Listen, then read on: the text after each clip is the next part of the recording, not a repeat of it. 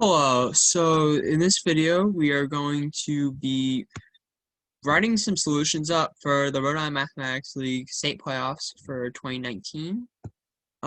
This was the most recent one because 2020 got canceled because of the virus.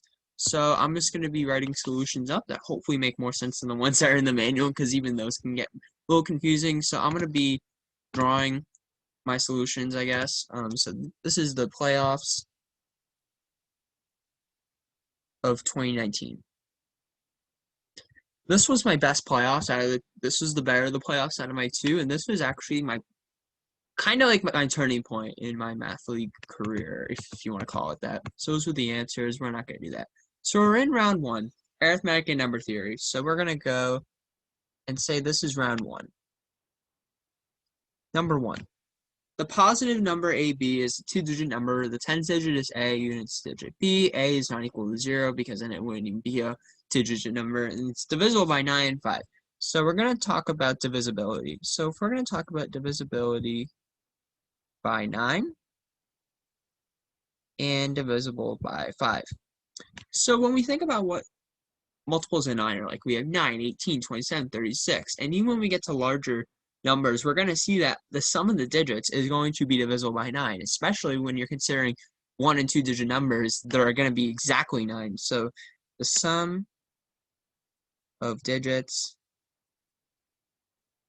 divisible by 9. And divisible by 5, well, this one's a lot more obvious. If you consider multiples of 5, 5, 10, 15, 20, you're just going to see that the units digit just alternates between 5 and 0. So divisible by 5 just means that the units digit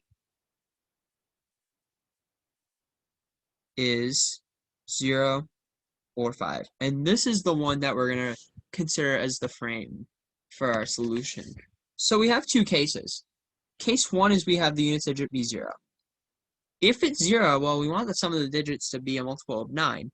But if it's a two-digit number, well, we only have one value here, and that's going to be a 9 to get 90. And if we consider when it's 5, well, the only possibility is when the units digit or the tens digit is a 4, so we get 45. And when we sum these, we get 135. You could also realize that when a number is divisible by 9 and 5, or really 3 and 5, because it's 3 times 3 times 5, you take the prime factorization, you multiply the distinct prime factors, and then the number has to be a multiple of that number. So basically, our answer has to be a multiple of 15. Really 45 in this case, but that just gets pretty lucky because the 3 gets repeated. Okay, so number 2 is going to be just a nasty PEMDAS problem. So just simplifying that whole expression. So we have 80 minus 3 times 2 cubed minus -4 minus a -1 plus 3 squared over -8 divided by 4 times 2. Well, there's a few things we can do. Well, we usually do parentheses first, so we'll do that. I'm just going to do a different color. Not highlight. We'll go red. We want to simplify this. 4 minus a -1 is really -4 plus 1, so that's a -3. And we might as well just do something in the denominator. We can simplify this in one go. We have division and multiplication as the same like group when we do PEMDAS. So we just go from left to right. -8 divided by 4 is -2 times 2 is -4. So now we can rewrite the expression as 80 minus 3. Now we can kind of simplify a little bit. 8 minus a -3 is a plus 3. Plus 3 squared divided by -4. And if we simplify the bracket, I'll just change it to a parenthesis, it doesn't matter. We get 8 plus 3 plus 9 is a 20 divided by a -4. So we get 80 minus 60 over -4. So this is 20 divided by -4, which is equal to -5. Okay, the three-pointer now, the most important one in any round. A and B are distinct primes. A squared times B is a positive two-digit integer, and you want to find how many distinct ordered pairs A, comma B satisfy the conditions. So we have A squared times B.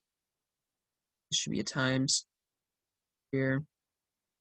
A and B are prime. Well, we kind of can restrict the primes. We want a two-digit integer. So we want the number to be less than 100. We know that. So if we consider A squared, just A squared, we want this to be less than 100. Because if it's not less than 100, the whole thing won't be. But also consider the smallest prime. The smallest prime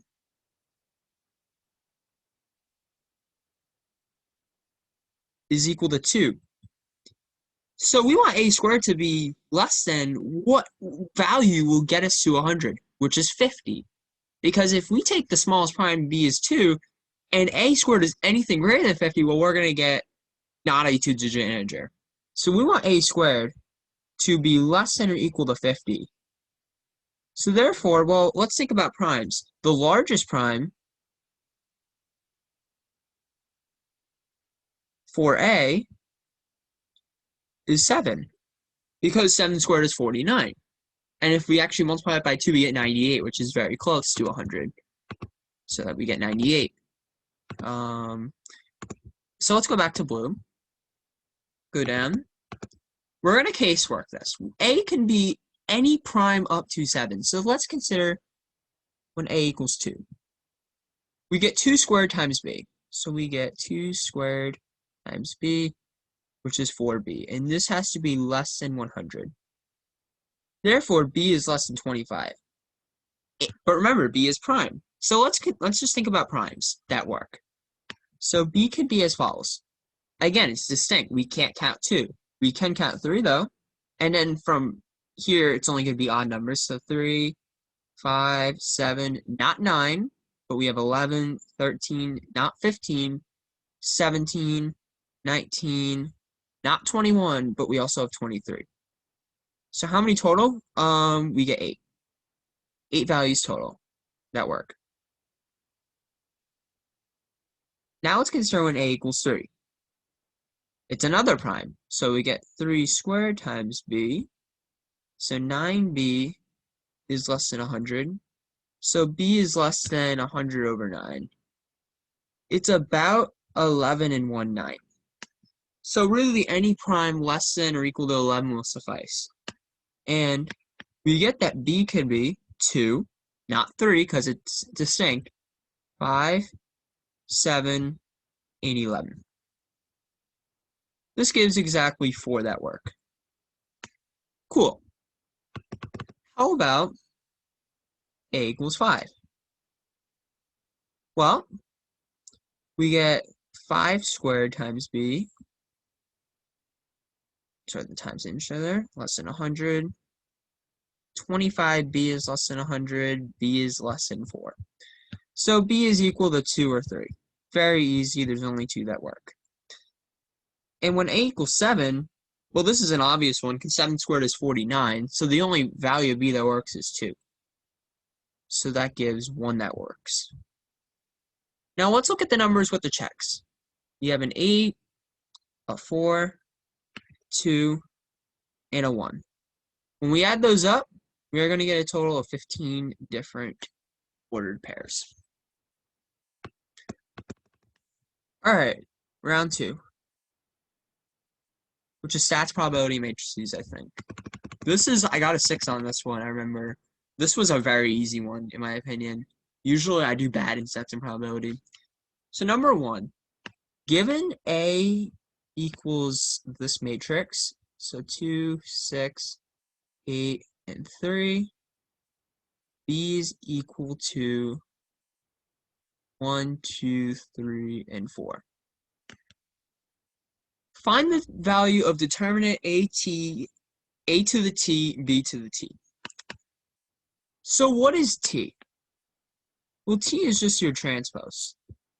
And you're probably like, what the heck is a transpose? A transpose matrix just flips the rows and columns. So whatever I have as my rows are going to become my columns, and whatever is my columns are going to become my rows in that exact order. So what is a to the t? Well, if we think about it, we're going to really just flip the 6 and the 8. So we get 2, 8, 6, 3. Think about it. I have my 2 going down as 6. This is my first row. This is my second row, so this is going to be my second column. Boom. B to the t is equal to 1, 4, and then we flip, so 3 and 2. You can see that. Guess what? Let's find, if you look at the determinant of A and B. So remember, determinant of A. Well, determinant of A is going to be 2 times 3 is 6, minus 6 times 8, negative 40, or 48, so 6 minus 48 is negative 42. But look at the determinant of A to the t. We're just swapping these two values. So really, if we have a matrix, A, B, C, D, the determinant is AD minus BC.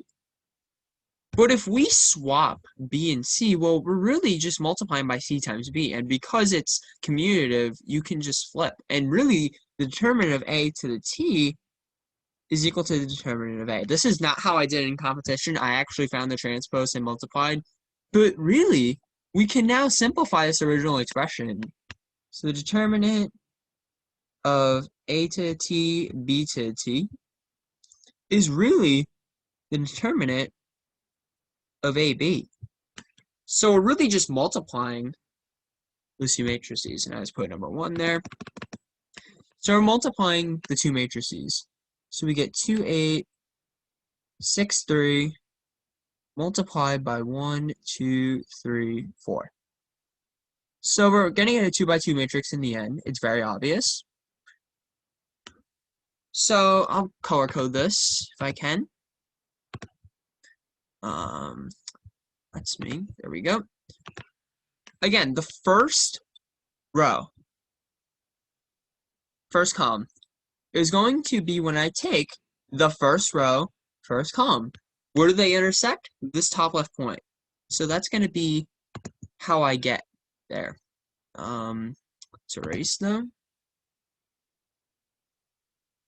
So we're going to take the first value in the row, multiply it by the first value in the column, and we're going to add it to the second value in the row times the second value in that column. So we're really taking the 2 times the 1, which is 2, plus the 6 times the 3, which is 18. So we get 20. Now this top right value is going to be the intersection of this row, this column. So we're going to take the first value in the row, 2, multiply it by the first value in the column, 2. So we get 4. And if we add that to 6 times 4, second row, second column value, we're going to get 28. And if we do this for the other two, we're going to get 8 times 1 is 8, plus 3 times 3 is 9, so we get 17. And we get 8 times 2 is 16, plus 3 times 4 is 12, we get 28. And this is AB. So we want to find the determinant of this matrix. And we know it's just AD minus BC. So 20 times 28 minus 28 times 17. We can factor this. To make it a little nicer, instead of multiplying 2 by 2, we can factor out a 28 here, and we get 20 minus 17. So we get 28 times 3, which is 84. And that is our final answer. Number 2. I think I went too far down. We have a set as follows. 1, 2, 2. We have 3 3s, 4 4s, 5 5s.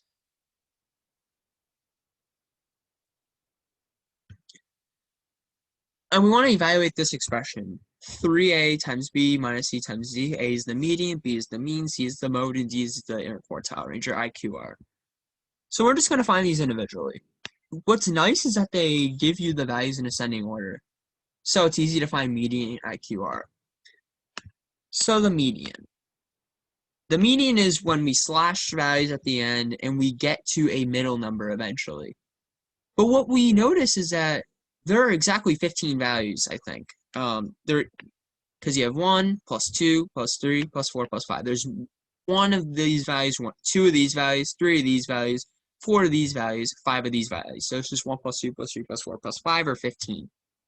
When we have, I'm actually going to erase this A right here. These things erase too. There we go.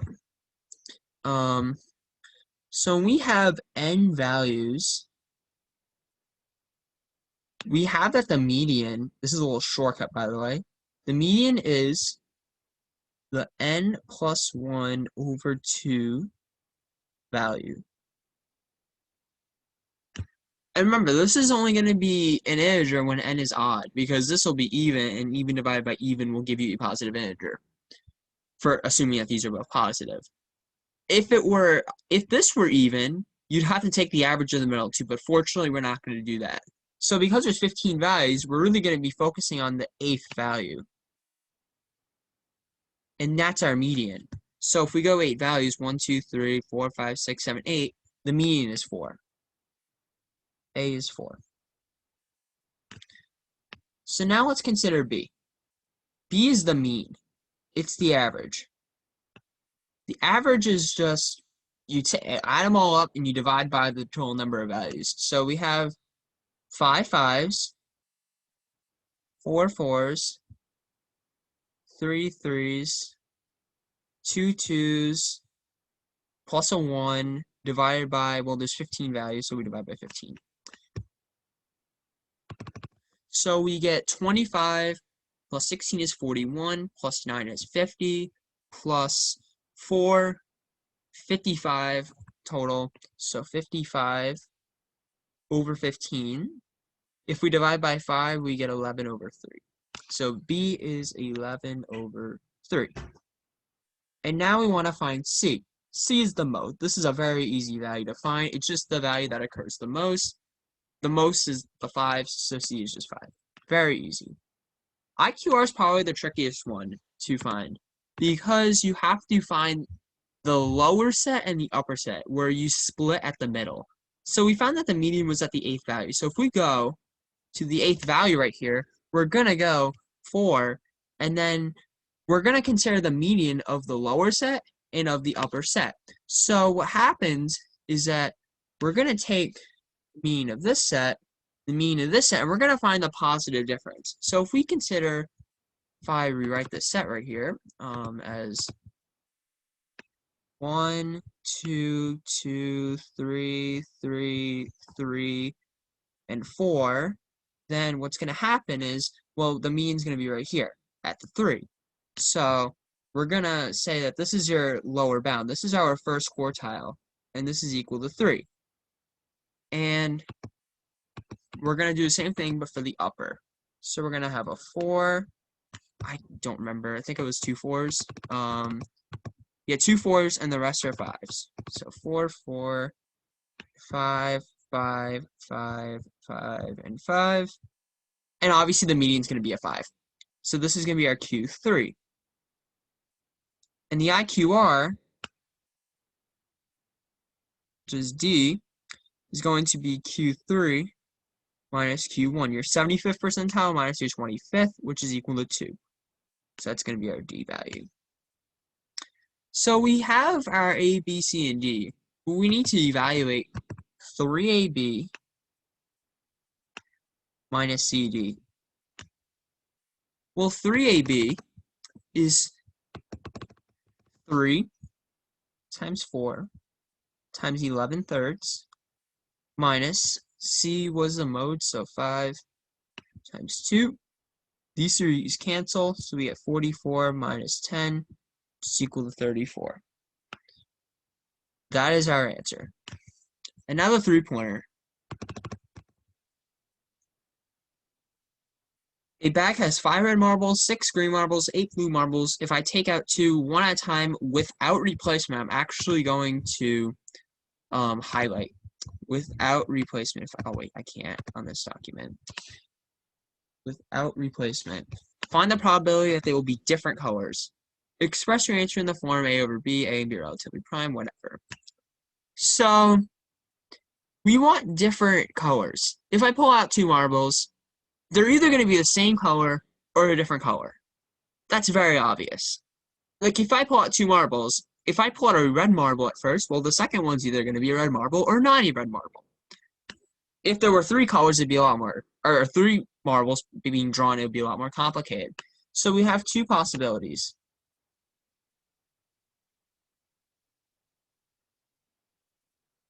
We have the same color or different colors.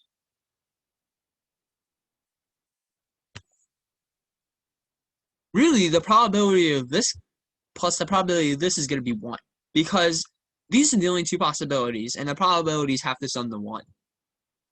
So the probability of different colors, that's going to be a lot harder. This one is actually much easier to find, because we just use the multiplication rule, which I'll show, for without replacement. So the probability different colors is actually 1 minus the probability of the same. Because if we add probability of the same to both sides, we're going to get different plus same equals 1, and that's going to be true. This is the complement rule. I'll write that here. The complement rule. And we want to find the probability of the same. But there's 3 possibilities for the same. We have 2 red, 2 green, 2 blue. So we're going to consider casework. Casework is where I'm going to take all the cases, and at the end I'm going to add them all up. So we're going to consider case 1. Case 1 is we're going to have 2 red. So what's the probability I pick out a red? There's 5 red, and there's 5 plus 6 plus 8, 19 total. So the probability I get a red is 5 over 19. But now what's going to happen is, instead of 5 marbles, I'm going to have 4. Because it's without replacement. So when I pick out the red marble, I'm not going to be replacing it. So now I have 18 total, but 4 red. So the probability that I get a red after that is going to be 4 over 18. And I'll actually erase this. There. And we can simplify this a little bit. 5/19 times 2/9. 10 over 190 minus 19, 171. 10 over 171 is the 2 red. The probability I get out 2 reds. Case 2 is going to be 2 green. And we do the same thing. We have 6 marbles out of 19, so that's going to be the first probability. But now, instead of 6, we're going to have 5. Oh, that's a horrible 5. I'm going to actually draw that.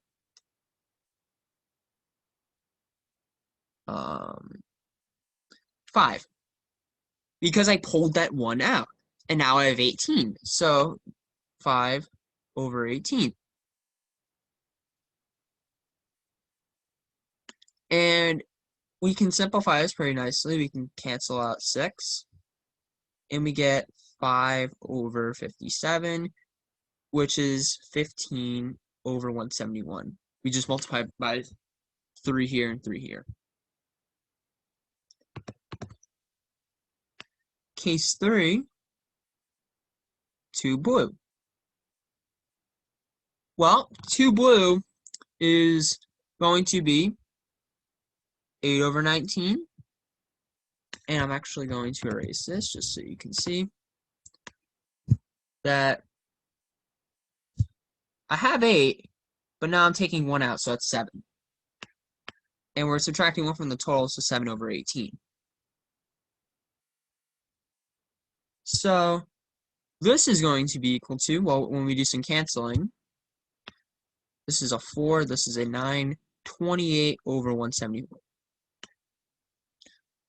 So a probability of the same color is we're just summing them all up.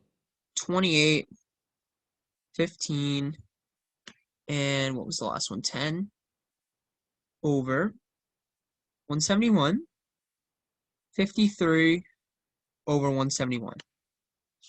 This is not our final answer. This is the probability same. And I'm actually going to put this in red.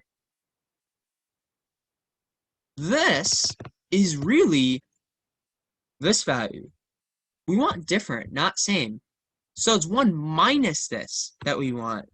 So the answer, if I can get my blue back, is 1 minus 53 over 171, which is 171 minus 53 over 171, which is 118 over 171. This is actually simplified, and it took me about 2 minutes to realize that this actually was. I kept testing values. Oh, what are the factors of this and this? And I'm like, oh my god, really? But that is simplified, trust me. I actually did it not using the complement rule as well. There's another way. I challenge you to figure that out if you know how to do it. But yeah, we're going to go to round 3. Algebra 1. So, if I face up there, round 3. Algebra 1. We have 2 trinomials, and we want to find a binomial factor. Of the form ax plus b, a is a positive integer, b is an integer, find the product of the non-common factors. So we're just going to take one at a time. 6x squared minus 11x plus 3. Well, we have 2 cases. One, we have the leading coefficients of a being 6 times 1 or 3 times 2. Because we're going to get 2 factors. And if we multiply the leading coefficients, we're going to get this whatever x squared. So 6. We take the factors of 6. But we also have an 11. So we could kind of guess and check a little bit. Let's just take a guess and say 3x times something and then 2x times something. And then think about this value times 2x, this value times 3x, and we have to get a sum of negative 11. So I'm just thinking, again, these values have to have a product of 3. So we could have 2 positive or 2 negative. And one of these is going to be 1, one of these is going to be 3. We don't know. But what I can see is pretty nice. If I take this as minus 3, this is minus 2, well, we're going to get minus 11 because we have... Actually, no, we're not going to get it because I wrote it wrong. If we instead make this a 1, that makes a lot more sense. 3x times 2x is 6x squared. Negative 1 times 2x is minus 2x. 3x times negative 3 is minus 9x. So those sum to negative 11x, and negative 1 times negative 3 is positive 3. How about the other one? 6x squared plus x minus 1. Well, we know there's going to be a common factor. So we're going to have something with 3x and 2x. We know. So 3x, I'm actually going to put a 1 here. And then 2x with a 1. But the reason why I'm doing this is because, well, the product is going to be negative 1. But because it's negative, one of these is going to be positive and one's going to be negative. And we see that there's a positive x. So because the 3 is 1 larger than 2, we're going to put a plus here. So we get 3x plus, or 3x times 1 is a positive 3x. So when we subtract the one that's smaller, 2x, we're going to get plus 1x. So what we're seeing is that the non-common factors are here. Because the common factors are 3x minus 1. And what do? We just want the product of them. So we're going to multiply 2x minus 3, 2x plus 1. So that gives 4x squared plus 2x minus 6x minus 3. So 4x squared minus 4x minus 3. Number 2. The units digit of a 2-digit number is twice its tens digit. If the digits of the number were reversed, the resulting number would be 6 less than twice the original number. Determine the original number. This is one where you can guess and check, and it's actually not hard to guess and check, but I'm going to show you the algebraic method. I guarantee this was a free 2 points because I guessed in checking, but I didn't do this round. So the number is going to be in the form TU. I want to put a little bar to show that we're not multiplying. Why? Because T is our tens digit, and U is our units digit. So when I write this in expanded form, I'm sure a lot of you did this in elementary school, what we're really doing is we're writing 10 times the tens digit plus the units digit. If I have like the number 52, T is 5, U is 2, so it's 10 times the tens digit, 5, so 50 plus 2. And you can convince yourself that that's true for all 2-digit numbers. So we know the units digit is twice the tens digit. So what we know is that U is equal to 2T. And what we also know is that the digits, if they were reversed, which is going to become UT, the resulting number is 6 less than twice the original number. So the new number is going to be UT. And UT is equal to 10U plus T. Well, what do we know? That is going to be 6 less than twice the original number. This is our original number. So 10U plus T is 2 times 10T plus U, twice the original number, and it's 6 less than that. Well, actually, I'm actually not going to write it like that.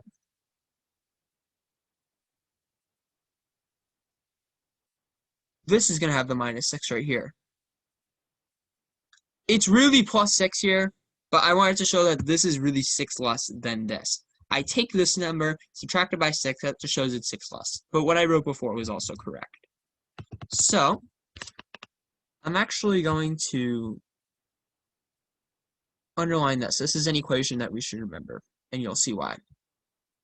So, you have 10U plus T minus 6 is equal to 20T plus 2U. And we can simplify a little bit. We get 8U is equal to 19T plus 6. But look at what we have. We have U equals 2T. That's highlighted or underlined in red. So if we put in 2T, we're going to get 8 times 2T was 19T plus 6 right here. So what's going to happen is we are not going to get a, I did something wrong.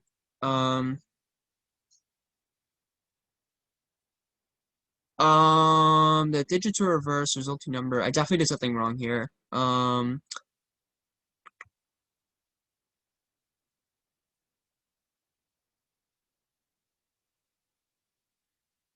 Oh, I see. This should be plus 6 because this is what's 6 less, not this. So if I really put a plus 6 to this, this is really your smaller number. I mean, no, this is, yeah, this is your smaller number. So this is 6 less this. So if I put the minus 6 there, right here, this would really make sense.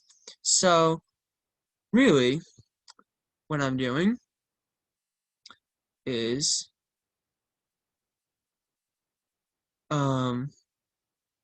putting a plus, and this becomes a minus and minus. So then we get 3T is 6, T equals 2. That makes sense. And then therefore U equals 4 from the original equation. So what's the original number? 24. And we can show that this works. The units digit are, oh my gosh, I'm really stupid actually. It's not 24. It's 42.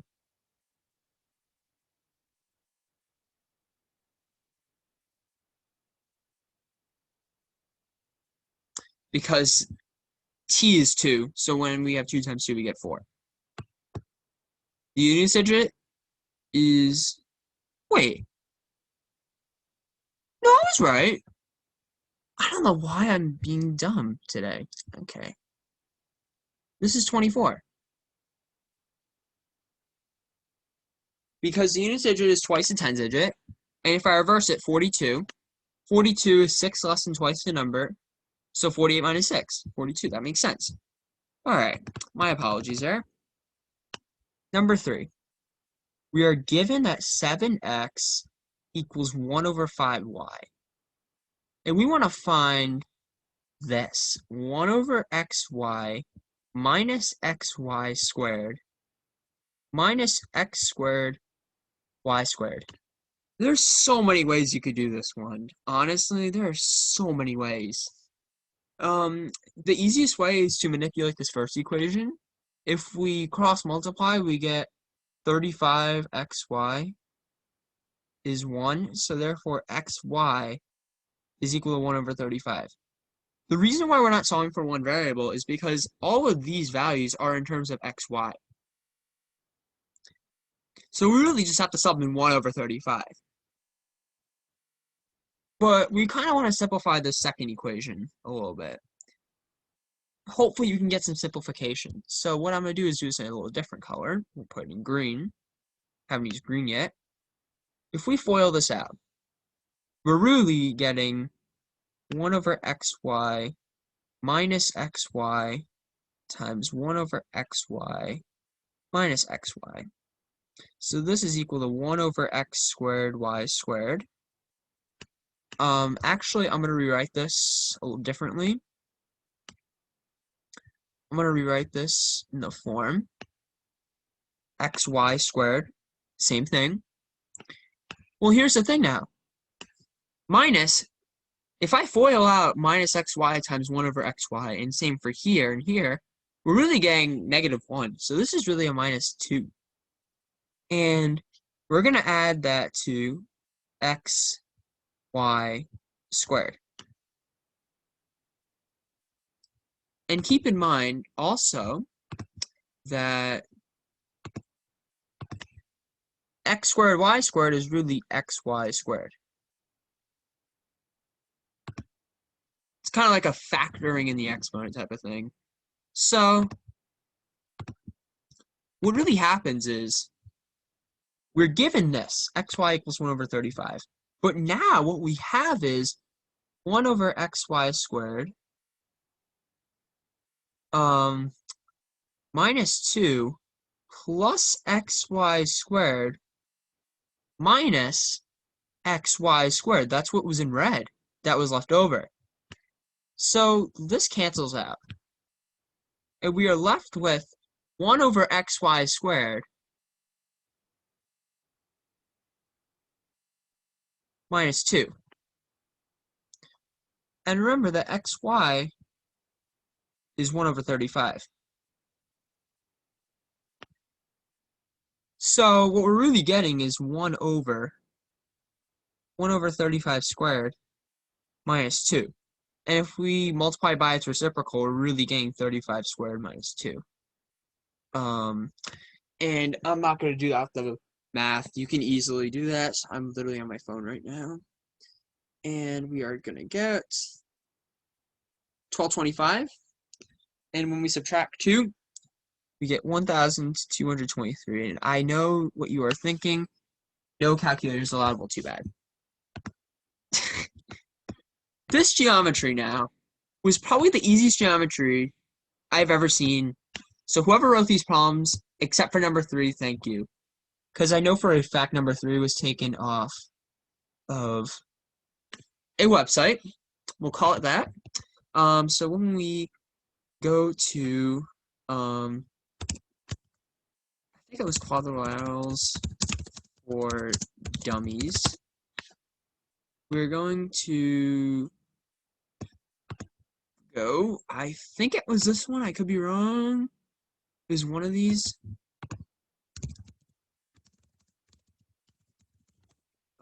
If we, come on, it's definitely, I think it was this one. Not this one. But it was one of these, I swear to God.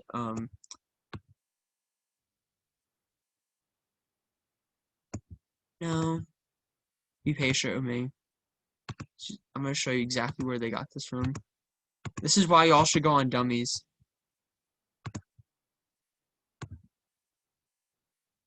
Boom, right here. See? This diagram, same exact thing as that. And they want you to find the perimeter. Here, they want you to find the area, which is literally not that much different. It's just a little formula. So, spoiler alert on that one. Number 1. An isosceles triangle has two sides with lengths 4 and 12. Determine the perimeter in units of this triangle. Well, if you know anything about isosceles triangles, 2 of the sides have to be equal. Maybe the third side is, but obviously not, because we have that 2 of them are either 4 and 12. So the cases are that we have 4, 4, and 12, or we have 12, 12, and 4. But we have the word this triangle, so that kind of hints that only one of these is correct. So, can you figure it out? Well, I'm sure most of you can, because this first triangle right here does not work. Because of triangle inequality. And essentially, what this states is that the sum of the two smaller sides is greater than the sum of the largest side. But as we see, the sum of the two smallest sides here are 4 plus 4, which is 8. 8's not greater than 12, so therefore doesn't work. This is the one that works right here, the 12, 12, and 4. So what we're really getting is that the perimeter is 12 plus 12 plus 20 plus 4, which is 28 units. I'm really surprised this was a number 1 on the playoffs, though. Number 2. How many regular polygons have fewer than 40 diagonals? So we're going to put it without a loss of generality. This basically means I'm kind of assume, but you can't assume everything in math. So this is kind of like a play it safe type of thing. Without loss of generality, let n equal the number of sides.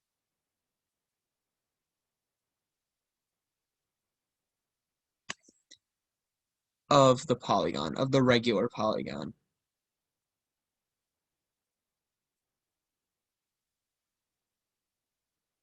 We also know n is greater than or equal to 3.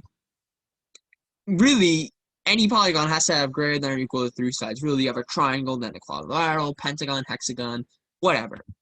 But you can't have a 2-sided polygon. That doesn't exist. You could in geometry, at least. So we want to find the number of diagonals. And the number of diagonals is equal to n times n minus 3 over 2. If you want to prove that, go right ahead.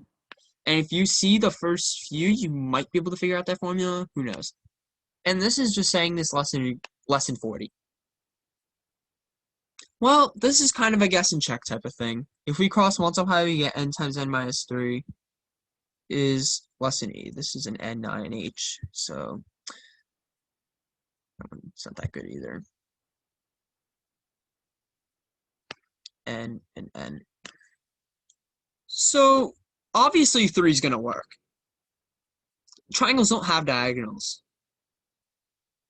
So let's kind of look at some larger values. N equals 10. When n equals 10, we're going to get 10 times 7. That works. Less than 80. But when we have n equals 11, we get 11 times 8. So I'm just going to write here 10 times 7, which is less than 80. Good. N equals 11, we get 11 times 8, which is not less than or equal to 80. So this fails. So really, the polygons from n equals 3 to 10 work. And counting from 3 to 10, you'll get that there are exactly 8 values. Or you can just take the larger minus the smaller and you add 1, because you're including them. And now number 3. Probably the easiest 3-pointer I've ever seen in state playoffs Geo number 3, because all of the others are literally impossible. So I'm going to draw this the best I can. That was actually a really good straight line. That was a horrible line. I really don't care. We want the area of rhombus ROM. I'm not going to label the sides, but this is x, x plus 1, and x plus 2. So in a rhombus, all sides are equal, just like squares. So this is x plus 2. So we have a little triangle here. That's cool. But guess what this also signifies? It is a right triangle. Rhombi, when you have the diagonals intersect, you're going to have it. These angles are all right angles. They're all right angles. So we have a right triangle. We want to solve for x. So let's just use Pythagorean theorem. X squared plus x plus 1 squared equals x plus 2 squared. And this becomes an Algebra 1 type of problem. X squared plus 2x plus 1 is equal to x squared plus 4x plus 4. Cancel out an x squared here, why not? X squared plus 2x plus 1 equals 4x plus 4. X squared minus 2x minus 3 equals 0. So when we factor this, or you can use quadratic formula, but factoring is quicker in this case, we get x minus 3 times x plus 1 is 0. So x equals 3 negative 1. But do both of these even work? Well, let's think about it. When x equals 3, we're going to get 3, 4, and 5. Hey, 3, 4, 5 are triangles. That's pretty cool. But if we put a negative 1, we're going to have x equals negative 1 for this side. But obviously, sides aren't going to be negative. So this is actually what we call an extraneous solution. We toss it out, and we only consider when x equals 3. So, consider any triangle. This is going to be 3, 4, and 5. Remember, this is a right triangle. So we can really find the area. I'm just going to do it right here. Area triangle. That's a right triangle is 1/2 times base times height. So what's the area of one of these triangles? Well, we get 1/2 times 3 times 4, which is 6. But all 4 of these triangles are the same, aren't they? So the area is going to be 4 times one of the triangles, which is going to give you 24 units squared. What you could also do, I'm not going to actually do it, but this is what I did in competition, I remember. Area of a rhombus is equal to 1/2 times the product of its two diagonals. D1 and D2 will come. Alright. Algebra 2. This was an interesting round. This was actually my lowest round. I got the first one, last one, but I got the second one wrong. Because I didn't really have time. So this is round 5. Round 5. Sorry for my horrible handwriting. So number 1. What is the 2019th term of the arithmetic sequence of first term 3, third term 11? Well, arithmetic sequences. All this is we're going to add or subtract by the same, that is a key term, same number each time. So the first term is 3, third term is 11. So we have 3 something 11. So what number do I need to add to here and then add to here to get to 11? Well, again, without a loss of generality, we'll call this R. So 3 plus 2R equals 11, 2R equals 8, R equals 4. This is not the term, but it's what we're going to add. We're going to call this the common difference. When you talk about geometric sequences, you say ratio, but we just use R because why not? So this is 7. 3 plus 4 is 7, 7 plus 4 is 11. That's cool. So, we want to write a formula for the nth term. This is A of 1, A of 2, A of 3, where A of n is the sequence. So A of n is your sequence. Well, we write, in general, that A of n is equal to your first term plus the n minus 1th term times your common difference. We'll call this R in this case. Usually use D, but I'm using R. And this kind of makes sense. We start at a term. This is like a transformation if you think of a function. This is really where we're starting at. But we have to now consider, well, if I take the n minus 1th term, well, if I just add the common difference back on, I'm going to get the original sequence again. So this is kind of like a opposite, like subtracting addition type of thing, in a way. But not exactly that. It's kind of like that, though. So a of n is a1. a1 is 3, our first term. Our r is 4, n minus 1. We want the 2019th term. So are we going to really do this 2019 times? No. What we have now is a formula that allows us to find the 2019th term. So we get 3 plus 4 times 2018. This is equal to, I think, 7,052. Or, no. I think it's 82, actually. So this gives 7,085. Just want to make sure it's actually right, because I just did that in my head. Oh, shoot. Nope, I did that wrong. Oh my god, that's an 8. And that's a 7. I am really bad at math today.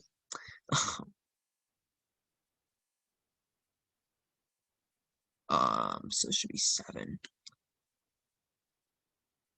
This is really... This is 8 right here. So 8,075. I got that right, don't worry. I'm just not actually doing it out.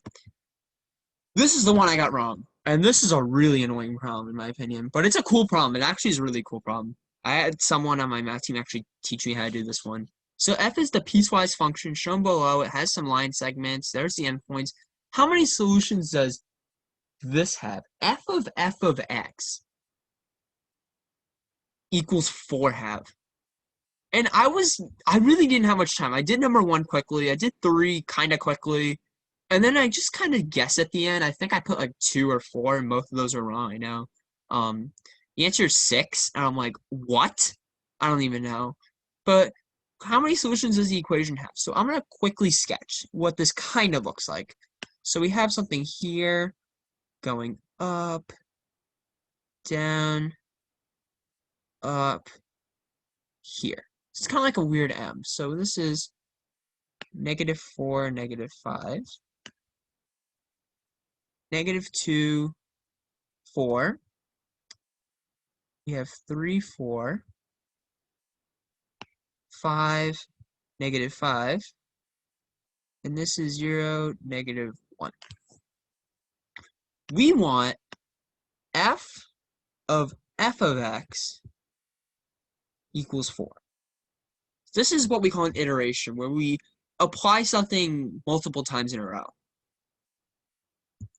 So it's really like a double iteration, essentially. But you don't need to know that. F of x equals 4. So let's actually write... Let's think about what happens when f of n equals 4. When this is really y on your function, which is right here. Sorry, it should be tangent at those points. So when this is true, n is equal to -2 or 3. Remember, this n is this, f of x. This is an iteration. So when I go back to blue, well, this is our n. F of x is n. We have to set it equal to n now. So n is equal to f of x. And that brings us to here. But now we know what n is. So we want to find when f of x is equal to n. N is equal to -2, or f of x is equal to 3. And I'm going to do this in different colors. We'll do this one in lime. F of x equals -2.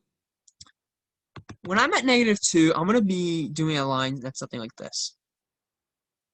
We don't, you could, if you could see that these are lines, but we don't want to know the exact solutions. We just want to know how many solutions. So this line intersects twice. So this gives exactly 2 solutions.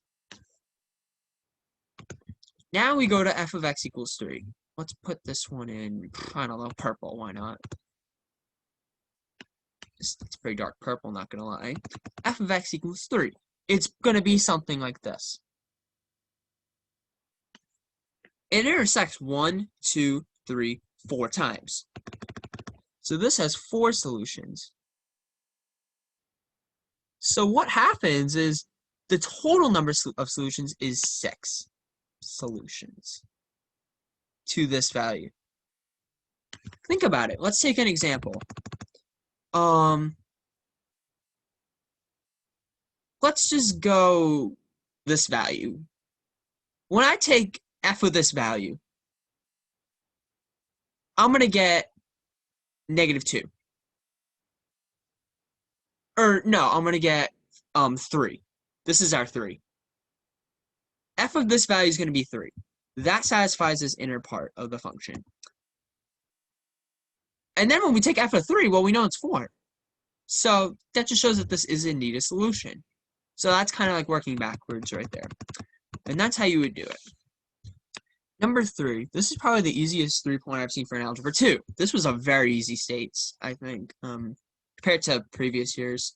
So consider equations of the form x squared plus bx plus c equals 0. And spoiler, if you remember number 3 from the first round, this is actually kind of similar. How many such equations have real roots and have coefficients b and c selected from the set of integers 2, 4, 6, 8, 10, 12, and b is not equal to c? So the key 2 words here is real roots. Sorry, it's a little under. So we're going to have 2, 4, 6, 8, 10, 12 with real roots. So let's ask ourselves, well, how do we know if quadratic roots are going to be real or imaginary, essentially? Well, there is one thing, and that's called the discriminant. So the discriminant. This is actually something you usually learn in Algebra I. That for ax squared plus bx plus c, we're going to call, well, let's just say that the discriminant is equal to b squared minus 4ac. It's the inner part of the square root of your quadratic formula. And if that's negative, well, you can't have real solutions. If it's 0, that square root's going to cancel out. Actually, I'm going to write the quadratic formula quickly here so you see what I mean. B squared minus 4ac over 2a. This is our discriminant, the b squared minus 4ac. When this is negative, I'm going to have imaginary solutions because the square root of a negative number is going to give you an imaginary value. When it's 0, this is going to cancel out. And we get negative b over 2a as our solution. And when this is positive, well, we're just going to get positive solutions. That's a pretty obvious one. So erasing all this,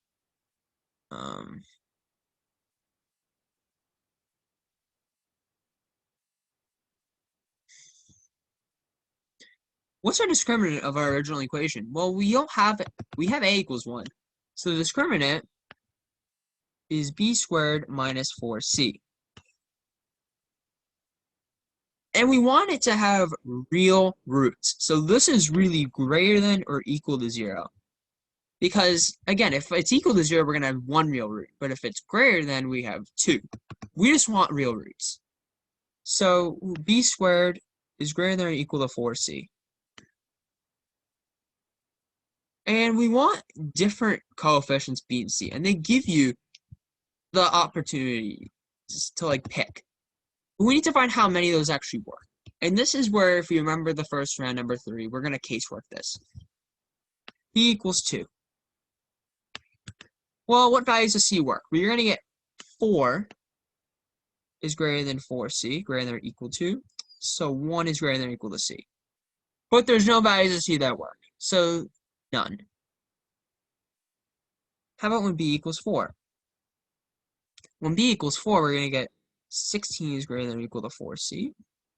So 4 is greater than or equal to c. So we get 2 and 4. So that gives us 2 possibilities. When b equals 6, come on, we're going to get 36 is greater than or equal to 4c.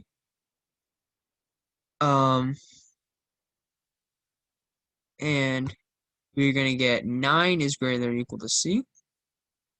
So c is equal to 2, 4, 6, and 8.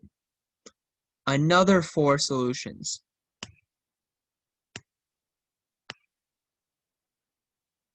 B is equal to 8. Well, here we're going to get 64 is greater than or equal to 4c.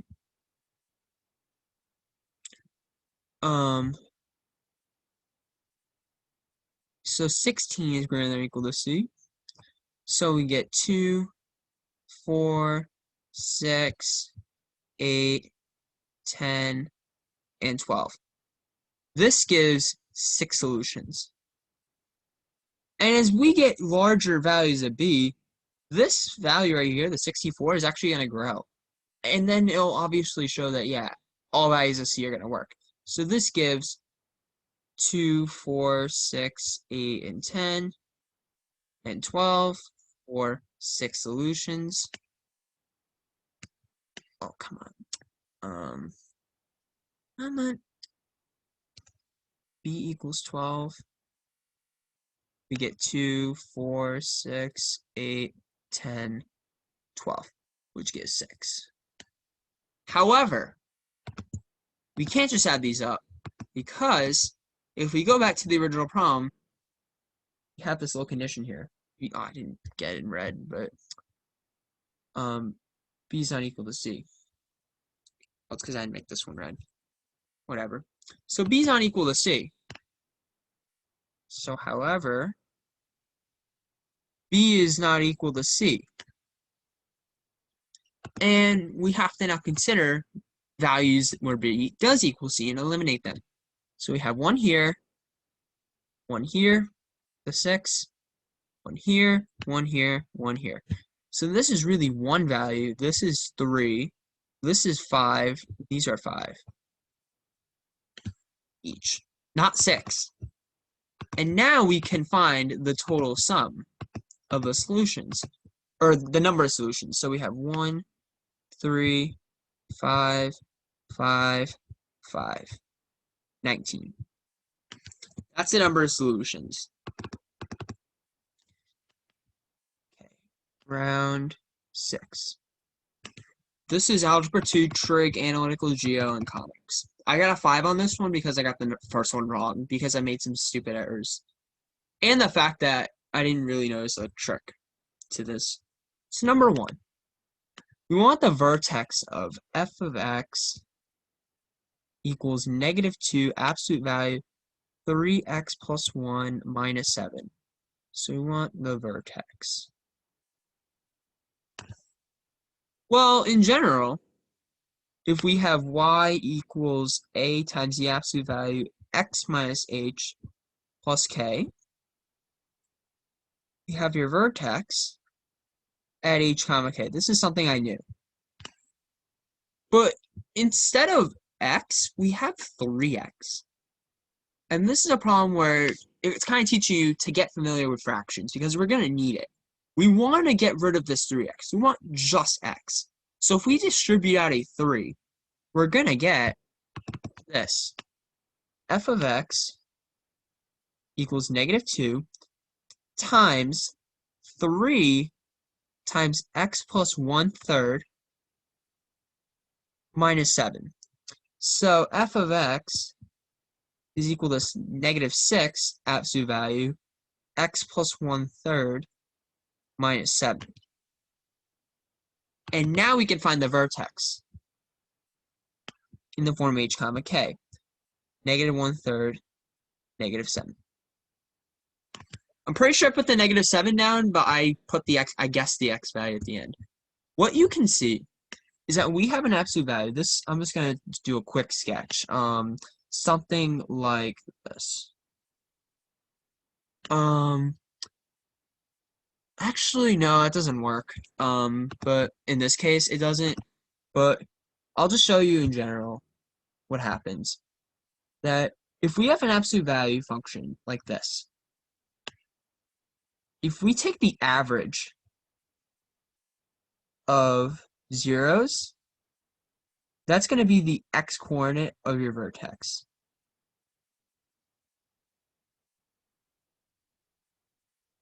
But in this case, you're not even going to get x-intercept, so it doesn't work. I actually tried that. I didn't even think of graphing it, unfortunately. But just to show you.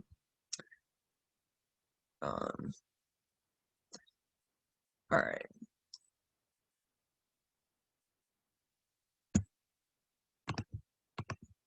So number 2.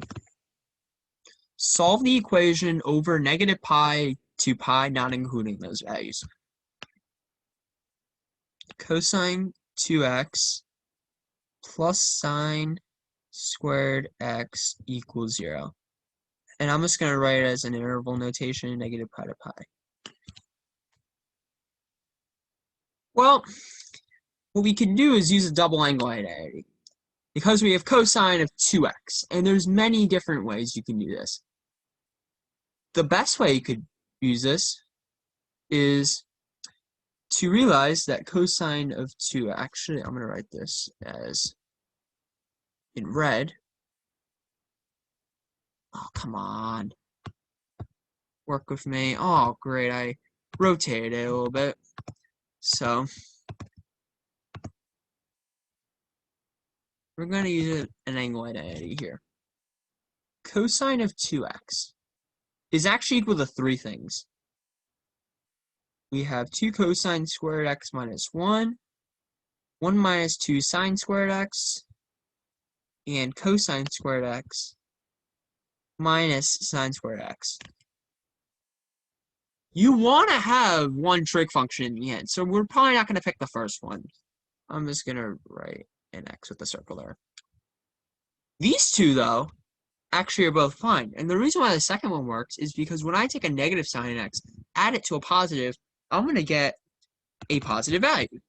Or I'm going to get a 0 value for that. And then you're just going to have cosine 2x left over. So let's just do the first one.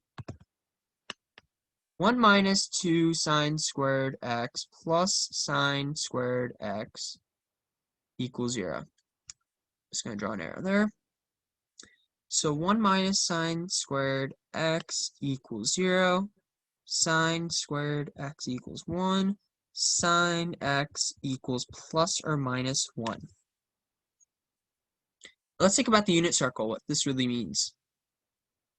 It's actually not the worst circle. Sine is your y-coordinate, so sine equals your y-coordinate. So this is going to be 0, 1. This is going to be 0, -1. So what values are those? Well, if we think about this interval, this is 0. So this is really pi over 2. Because the circumference, think about the circumference being 2 pi, this is a fourth of that circumference, which is going to be pi over 2, or 1/4 times 2 pi. So x is equal to pi over 2. And then if we do another, this is pi, 3 pi over 2. But 3 pi over 2 isn't on this interval. But what we can do is realize that this is a negative pi. So if we go counterclockwise, 0, negative pi over 2, negative pi. This is actually a solution, so this is really negative pi over 2. And those are our two solutions right here. Pi over 2 and negative pi over 2, and you need both. I know one person that put one of the two and got it wrong because they knew that the other one worked, but they just didn't put it down. They got it wrong, unfortunately. The other way to do this, which I will actually go over quickly, is to do cosine squared x minus sine squared x plus sine squared x equals 0, cancels, cosine squared x equals 0. So this is just cosine x equals 0. And cosine is your x-coordinate. Sine's your y-coordinate, cosine's your x. So this is where you're going to get these 2 points. And then you get the same values of x. Number 3. A parabola has your focus at -1, 5, vertex at -1, -7. If the parabola is written as a function f of x, evaluate 3 times f of 3. Well, let's just sketch what this really looks like. So it's going to be something like this. The vertex is at -1, -7. Cool. So it's going to look something like this. The focus is within the parabola. So if we draw a parabola going up, the focus is around right here. And this is not to scale, and you'll see just by the answer that it's definitely not to scale. This is your focus. We're going to call this distance P. And why this matters is because the equation of the parabola is actually, when you have a vertical facing parabola, y equals a x minus h squared plus k. You've probably seen this from Algebra 1 or 2. But a in this case is actually equal to 1 over 4p. And that's just something you have to know. But what is p? It's just the distance from the vertex to the focus, which is 12. So y is equal to 1/48, and your vertex h comma k is going to be -1, -7. That is your equation. So we want 3 times f of 3. So f of 3 is 1/48 times 4 squared, so it's 16, minus 7. 1/3 minus 7, that should be -20 thirds. So then 3f of 3, we're just multiplying that by 3, gives -20. That is your answer. Alright, relays. Basically, if you don't know how the relay works, you're going to have to do the first question. Really, there were 4 people. I was actually the 4th one. Someone does the first question, you get an answer, you pass it back. That value is k. The number you will receive, that's what this means, TNYWR, the number you will receive. You sub that value in k that you get from the first person in, you get another value of k, you put it into this question, and then that person passes it back to here, and that's what I got. I got values of k, and then I just put it in a k squared. But I tried to do the problem ahead of time, assuming certain values of k, and it didn't work out because they got the first one right, they got the second one right, we got the third one wrong, so when I got mine, I got the wrong answer, even though I knew I got it. I did it correct for the wrong answer, if that makes sense. So relays. Number 1. A regular pentagon and a regular hexagon are coplanar and share a common side AD. Let k equals the measure of BAC, and degrees in the figure below do not include a degree sign in the answer you pass back. So if we're going to draw a hexagon, we don't need the like letters, it doesn't matter. Something like this. We really want measure 1 hexagon angle minus the measure of 1 pentagon angle. We want this whole angle minus this angle to get this. That's what we really want. BAC, as you can see right here. This tiny little thing. So the hexagon, and I actually know these by heart, but I will show you how to get them. What you want to do is figure out, well, look at how many sides we have. The total interior angle measure is 180 times n minus 2. N is the number of sides, by the way. Whenever I use n, just assume that's the number of sides. But we have n sides. So this is the sum of all. But if we have n sides, each angle is going to be the total divided by a number of sides. And that just makes sense logically. So that's what we get. And we're really using n equals the number of sides when applied to this problem. So we are going to use n equals 6 and 5. So the answer is going to be the number when it's 6 minus when it's 5.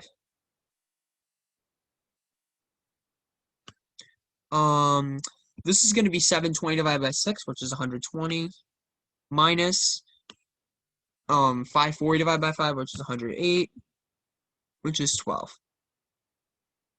degrees, by the way, but you don't pass that back. You get a tiny slip of paper on the actual meat, and you have to pass back that tiny slip. They give you like a lot, so you can just do it many times. But they only count the last one. When I got to number 4, this is an actual true story. I got several pieces of paper back, and I gave back several final answers based off of which slip I got last, or then whoever did number 3. I'm not going to spoil their name. But basically they gave me a few, so I had to like change my answer, but they only take the final answer. But I already know all the answers to this, so we're gonna just do it one try. So number 2, we know that k equals 12. This is whoever got this one actually got it right. I actually remember who did it.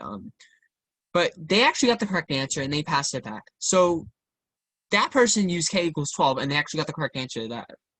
So we know that 2x plus z equals 11. 3y plus 3z equals 12. X plus 2y equals -4. It's a system in 3 variables, but this is actually not a hard system at all. If we write the second equation, y plus z is equal to 4. And we get z equals 4 minus y. We want to involve y somehow, so we can solve for y before a few of the other variables if we can. So now we're going to utilize these 2 equations, as I'm going to underline. Right here and right here. Because we did as much as we could with the second equation. So, if it is nice to me, there we go. So we get 2x plus, and then z is 4 minus y equals 11. And we also have the x plus 2y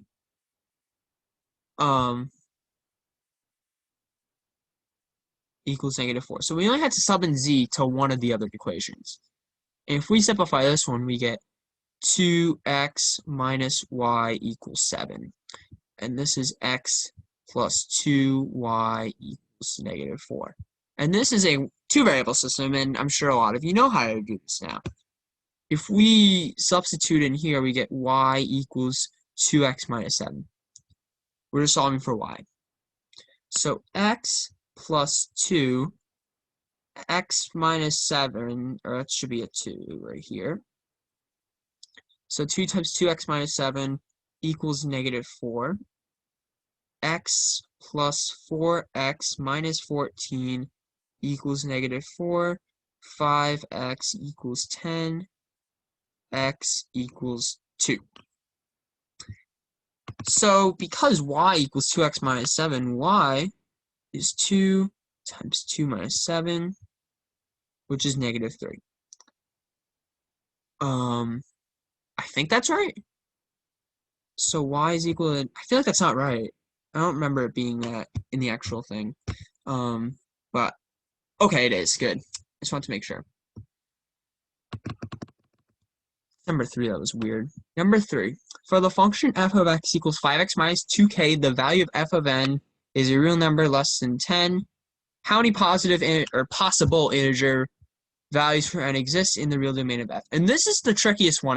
Well, actually, number 4 might be trickier, but number 3 is the trickiest one to get wrong, or the easiest one to get wrong. So k is -3, therefore f of x equals the square root of 5x plus 6. We want to find possible integer values of n in the real domain of f.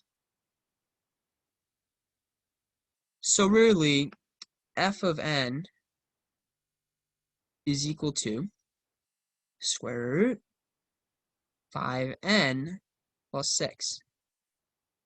We also know that f of n belongs to the real numbers. F of n is less than 10.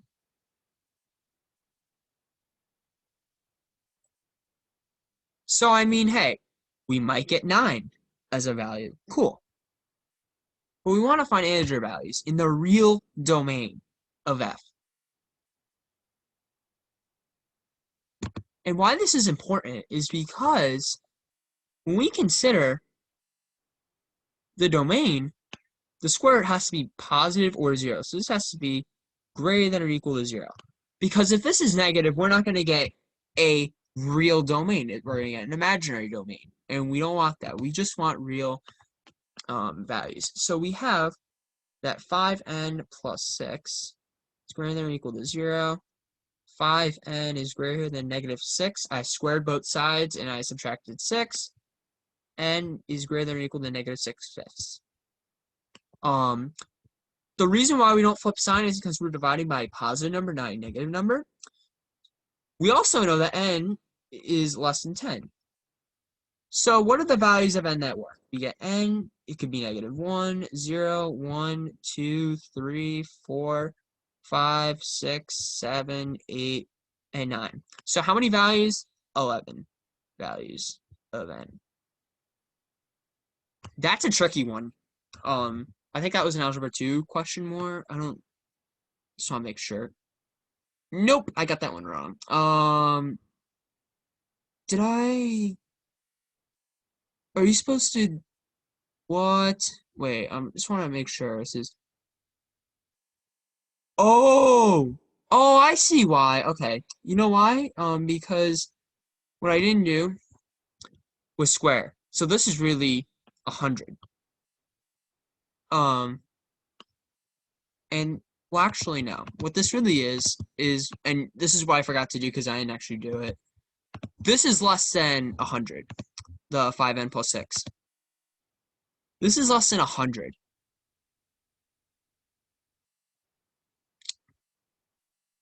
So also, we know that this is less than 10. So it's not that 5n plus 6 is less than 10, it's the entire thing.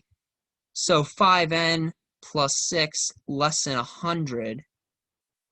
5, actually, just do it in one step. N is less than 94 over 5. So what this really is 9 all the way to 18, because 18 times 5 is 90, but 19 times 5 is 95. Therefore, we get 19 values of n. No. Yes, wait. I think it's 20. Wait, I don't remember. I have such a short-term memory. Okay, it's 20. Good, because I'm trying to remember what I got for number 4. But if I gotten 20 as the answer, I'm pretty sure I got like 5 and 3 as the ones I got passed back. So it should be 20. Yeah, because this is gonna be less than 100, not 10. That's a tricky. I almost got trolled by that, actually. Number 4. So k is 20 now. Remember, I'm doing this in one take, so yeah, I'm probably gonna make some errors. Given the set, x is in the set from 0 to 400, and we want to find the sum of the numbers with an odd number of factors. Now, this is something I knew. They say this term so much, odd number of factors. They say that so often in meets. They actually, I'm pretty sure they said it in meet one of the year right after, and I got it right. I was probably one of you in the state that got it because it was so like hard. But odd number of factors, what this really means is this. And here's why. I'm not even gonna do a proof, but like a mini explanation. Think about when we have a prime factorization. So when we have a prime factorization of a number, prime factorization. What really happens is we have something in the form 2a times 3b times 5c times 7d times whatever. Going on forever. Guess how many factors are in this number? We take each exponent, we add 1, and we multiply them all together. So this is the a plus 1, b plus 1, c plus 1, d plus 1, and so on. But when we have a perfect square means the exponent is even. So exponent is even when we have a perfect square. Example, 2 to the 4th, 16. That's a perfect square. Another one that works is 826 to the 508th power. That's a perfect square. Because it's really 826 to the 254 and that squared. And when we have a series of them, like 2 to the 4th times 3 squared, well, this is really 2 squared times 3 squared, and that's a perfect square. So we have to have exactly odd, we have to have even powers only. With even powers though, with only even powers, the number of factors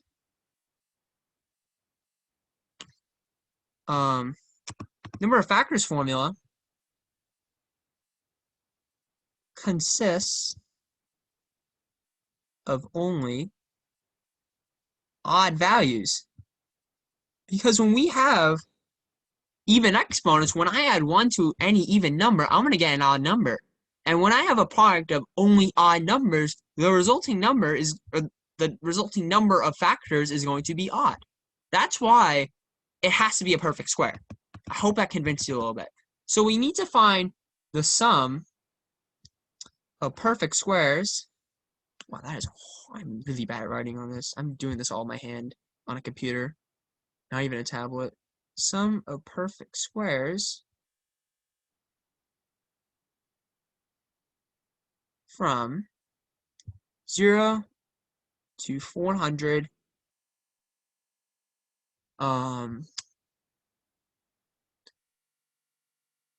non-inclusive. What this means is that I don't include the endpoints.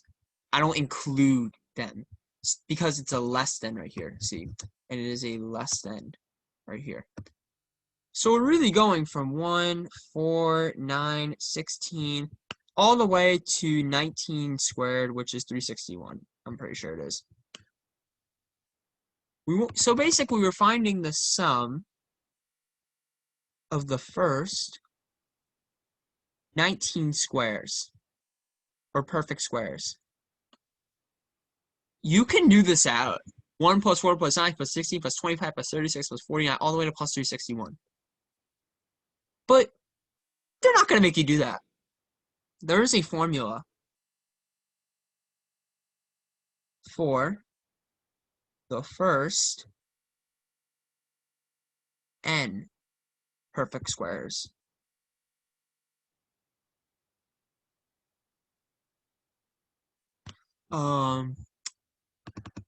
What this is, and this is something you have to know, is n times n plus 1 times 2n plus 1 over 6.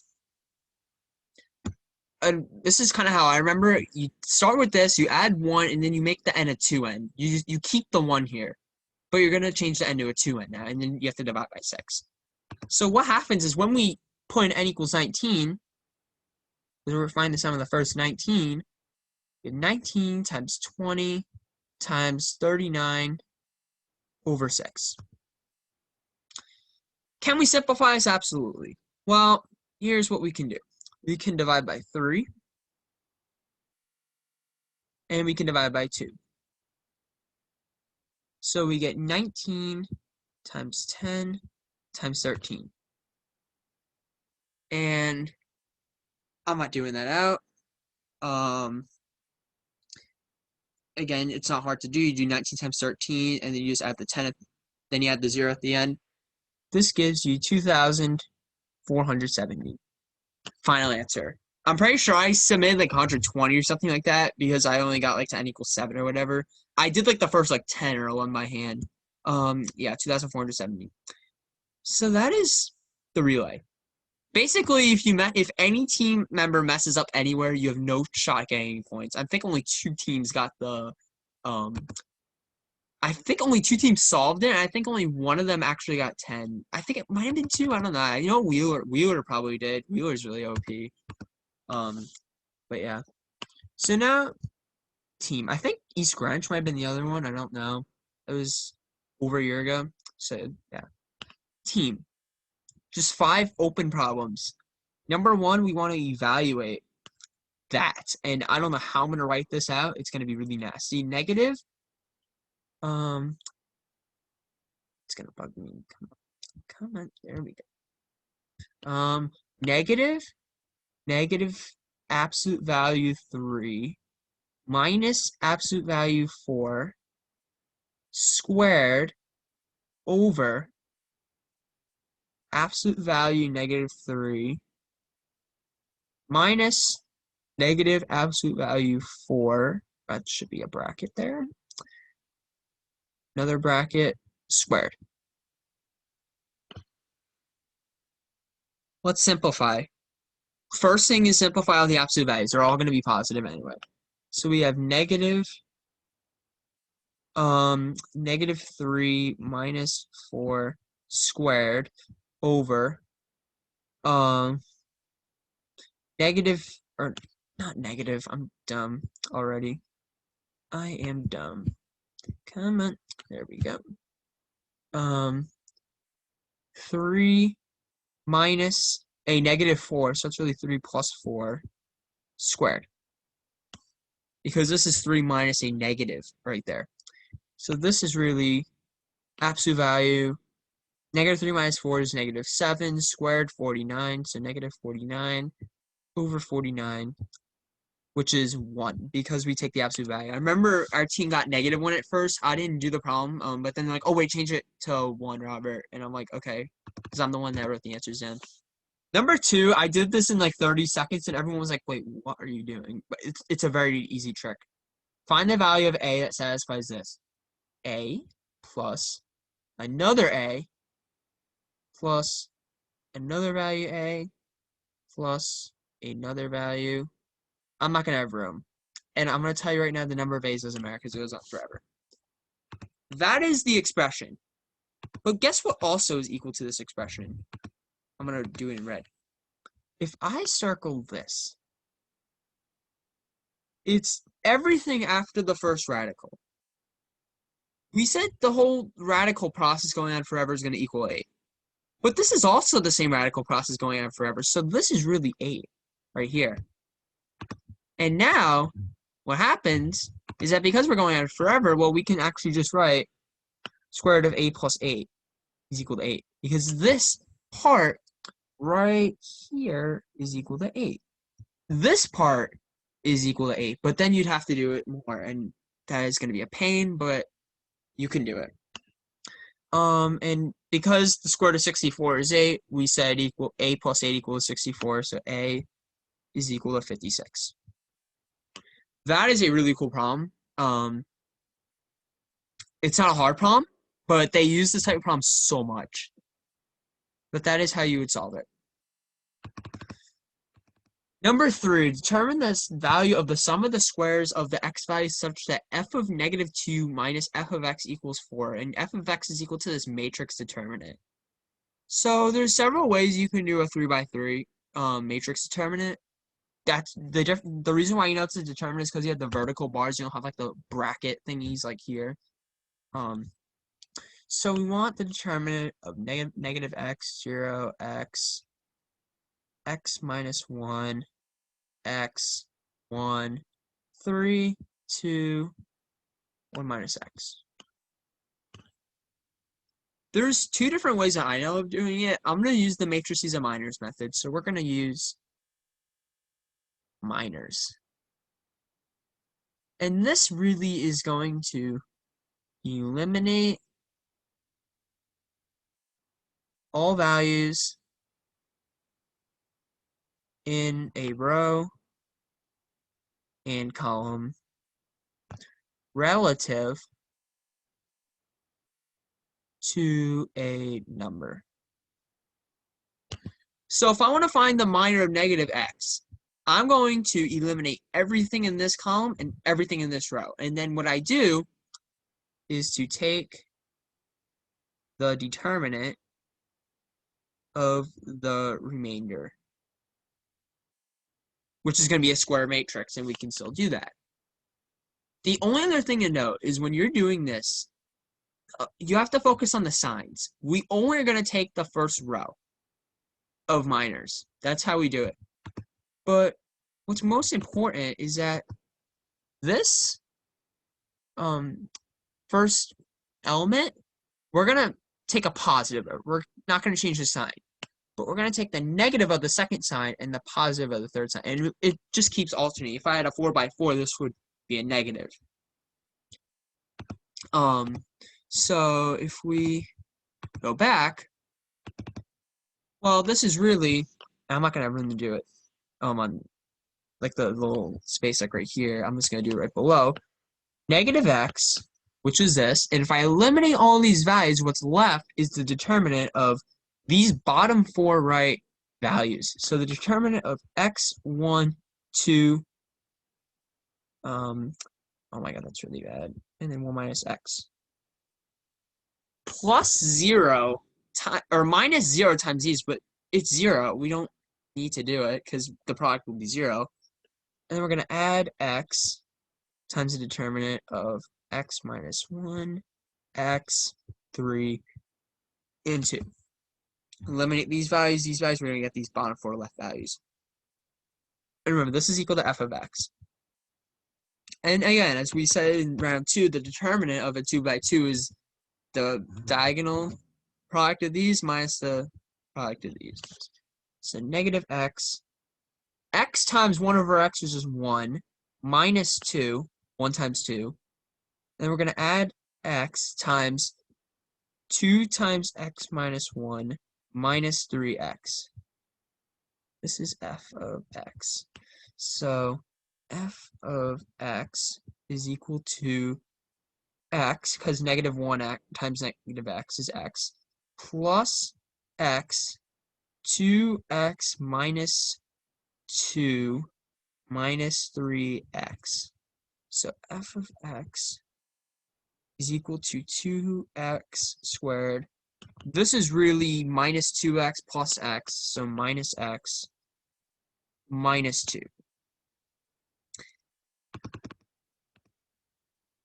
So f of negative 2, because that's what we want from the problem, is, this is going to be 8, because negative 2 squared is 4 times 2 is 8. Minus a negative 2 is positive 10, but minus 2 is going to give me an 8. So 8 minus f of x is 4. So 8 minus 2x squared minus x minus 2 is equal to 4. And if we distribute out the negative, we're just swapping the signs on each. We're going to get that. 2x squared minus x. These are constants are going to be plus 10 minus 4, so minus 6 is 0. I'm really just adding the 2x squared to both sides and subtracting the x. We want the sum of the squares of the values. So you could use a few other interesting techniques, which I'm not going to get into. They're a lot more complicated, so let's just solve this. We'll use the quadratic formula this time just to show different methods. X equals 1 plus or minus, or negative, well, it's -1, so 1 plus or minus negative b plus or minus the square root of b squared. B squared is going to be 1 minus 4ac over 2a. I'll just do it right here. X equals -1 plus or minus square root of 49 over 4. So -1 plus or minus 7 over 4. X equals 3 halves, or -2. So we want 3 halves squared plus -2 squared. 9/4 plus 4 is equal to 25 over, that was a horrible 4.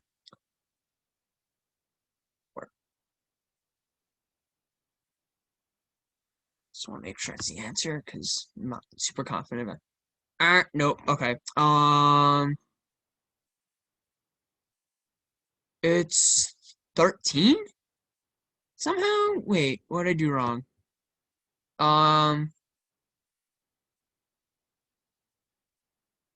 6 over 4s.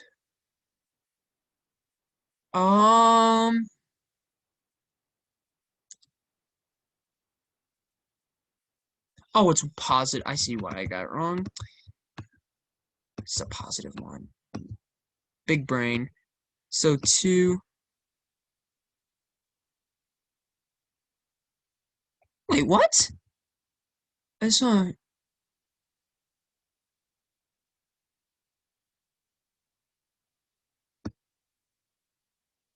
Oh, I got the determinant wrong somewhere. Okay. So negative x.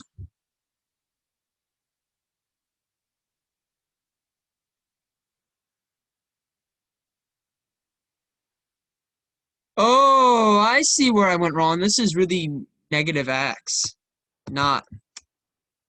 Ah, darn it. That's just me not focusing on the signs. 2x minus 3x is negative x times positive x is negative x squared. And this 2 is really negative x because x minus 2x. So it's really x squared minus x. And if we do some like things like this, minus x squared plus x is going to stay the same is equal to 4. So we have x squared minus x.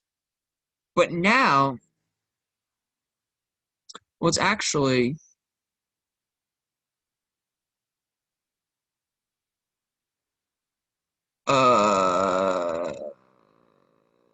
where did I go wrong?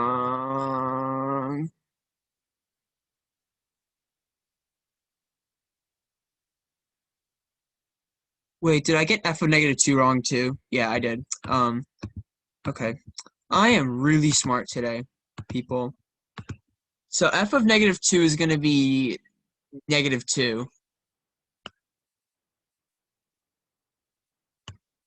And then we just add, so this becomes exactly what this is, apparently, but we add a plus here.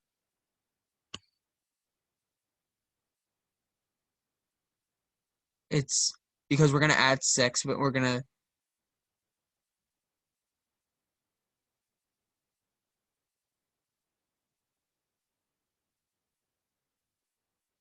yeah, that works. Okay. And we're just going to get rid of all this because we know it's wrong. But as you can kind of see, again, as if you're reading the solutions right now, what's happening is we can factor that thing pretty nicely.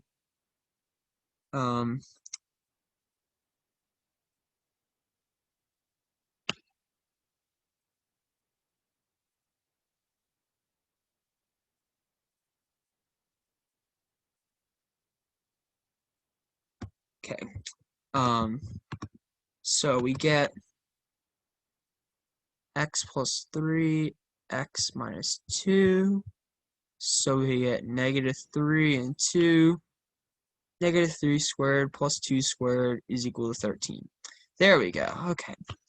Yeah, I didn't do this problem, so, and I'm glad we got it right because someone else did it.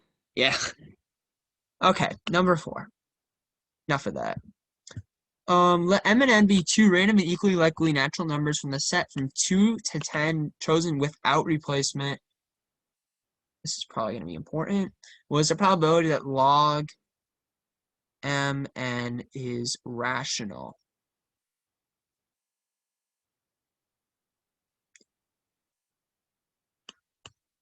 So for a number to be rational, it has to be equal to the quotient of two fractions or two integers, or just in the form p over q, where these are integers. So integers. That's rational. So let's just think about log bases that will give rational values. When we think about log, this is really log n over log m.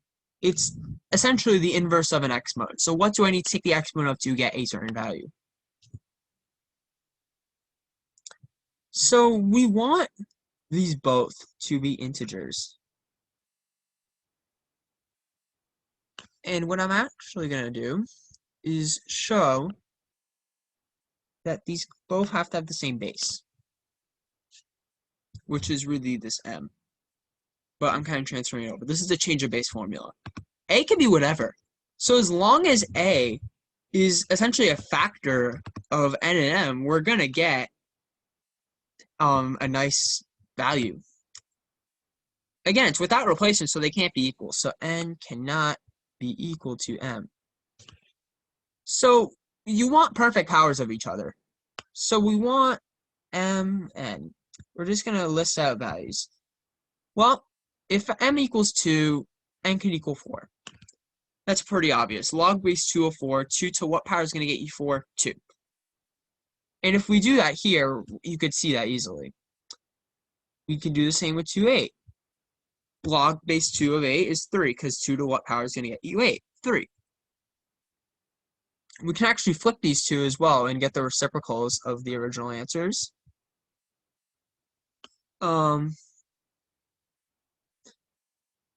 We also have 3 and 9 as powers, so we have 3, 9, 9, 3.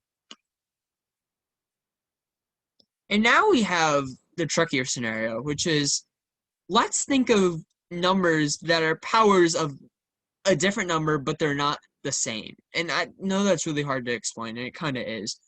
Let's take a smaller power. If I take different powers of that number, even though one number is not the power of another, they're both powers of a smaller number. And with that, we can get 4 and 8.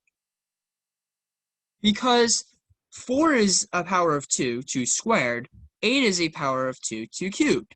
But they're not, neither of them are actually 2. So log base 4 of 8 is actually going to be a rational number because, and as we can see, I'll erase this. 4 to what power is going to get you 8? 2 to 2x equals 2 cubed. X is 3/2.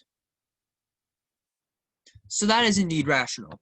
And you can say that about the flip side of that too. So if we, yeah, I did this problem in competition and I actually missed a few values. Otherwise, we would have had the answer. So 4, 8, and 8, 4 also correct. These are the only ones that work. Fortunately. So we have 8 combinations.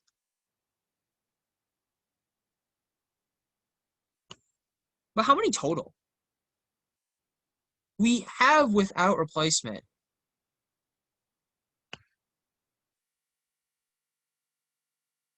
Which means the first selection, well, how many values do we have? We have 9 values. 2, 3, 4, 5, 6, 7, 8, 9, or 10.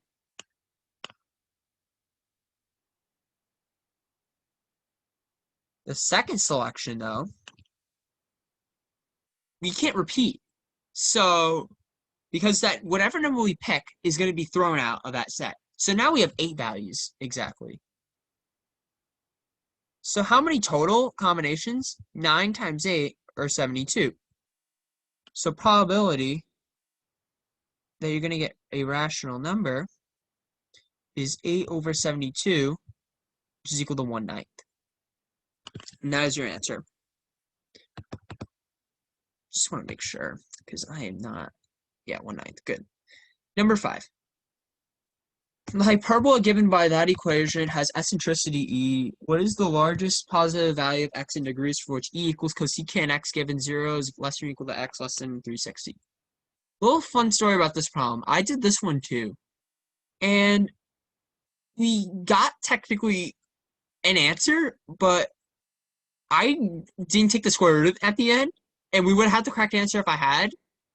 But the meet before this, I got the hardest eccentricity problem right. They happen to give an eccentricity problem twice in a row, but the first one I got it right. The second one, I'm like, hey, I'm going for this one. Give a wrong answer. So we ended up getting the first 3 right, but the last 2 wrong. We got a 6, which isn't that bad. So back to the actual problem itself. 3y squared, or not 3y, 3x. No one here to correct me. 3x squared minus 9y squared minus 12x plus 18y minus 6 equals 0. Divide by 3 just to make the numbers easier. X squared minus 3y squared minus 12. You know what? It's not 12x first off, and I'm actually going to group the x's and y's together because that will make it way easier. So if we divide the x's by 3, we get x squared minus 4x, and then we're gonna actually do whatever, I'll figure it out. It's gonna be minus, well, it's really gonna be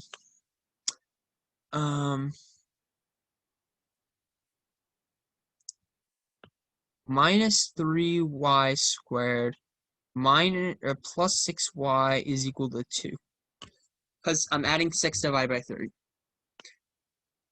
So we want to get perfect squares here. So x squared minus 4x plus k, we'll actually call it k, I don't really care, minus 3 y squared minus 2y plus, we'll just call it p, I don't know, is equal to 2.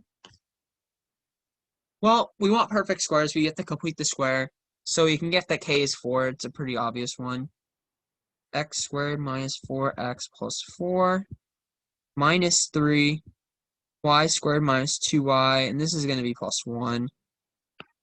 But because we're adding values, we have to do the same on the other side. So we have 2 plus 4 from here, and then we're going to subtract 3. The reason why we're subtracting 3 is because we're multiplying this 1 by a negative 3. So when we simplify, we get x minus 2 squared minus 3 y minus 1 squared is equal to 3. And because we want the right-hand side to be 1, because that's how you technically define a hyperbola, you get x minus 2 squared over 3 minus y minus 1 squared, technically over 1, which is equal to 1. So eccentricity is equal to c over a. Now you're probably like, well, what the heck is c? What is a? Well, in a hyperbola,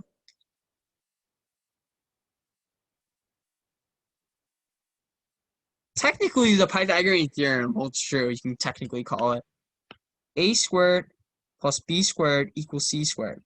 So c is the square root of a squared plus b squared. We want it to be positive. Eccentricity is really how stretched something is. Hyperbolas are always going to be greater than 1.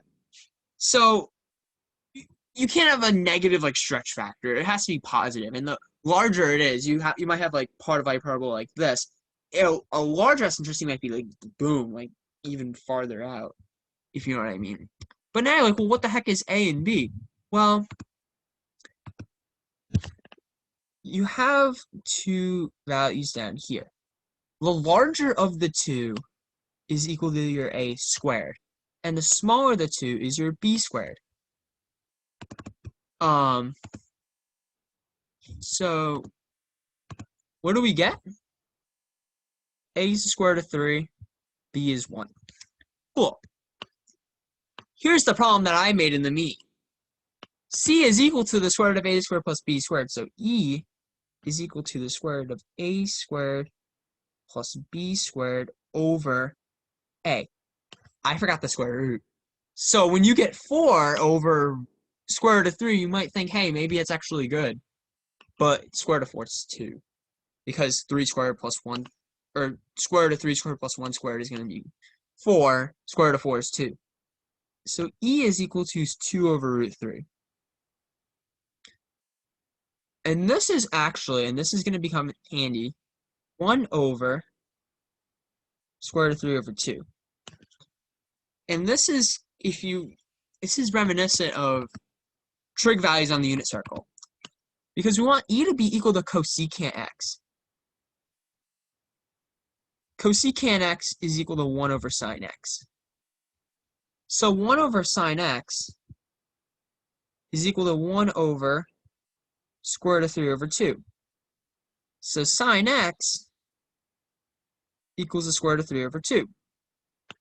X belongs to the interval 0, 360, both in degrees.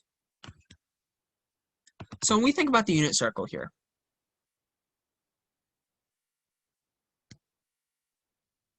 it's not a good circle. Sine is the y-coordinate, so we're going to think about values here. This is square root of 3 over 2. So we have 2 points. I'm trying to label them out, hopefully. And you can see, if you draw 30, 60, 90 right triangles, this is going to be, actually, we're not doing it in radians, we're doing it in degrees. This is equal to, no, not again. Oh, okay. There we go. This is equal to 60. This is equal to 120. Which one's larger? 120 degrees. That's our final answer right there. So answer is 120 degrees. We just took a guess and said like 300 or something like that because they said largest positive value. So we're like, hey, maybe a larger value will suffice there. But that's it. I'll probably post a blank of the state playoffs to this video somewhere, probably in the description. And it's not me too, it's playoffs, by the way. So yeah, leave a like if you enjoyed this. If you have any questions, feel free to ask in the comments. I'll probably answer them. But yeah, for now, hope you guys enjoyed, and I will see you guys next time.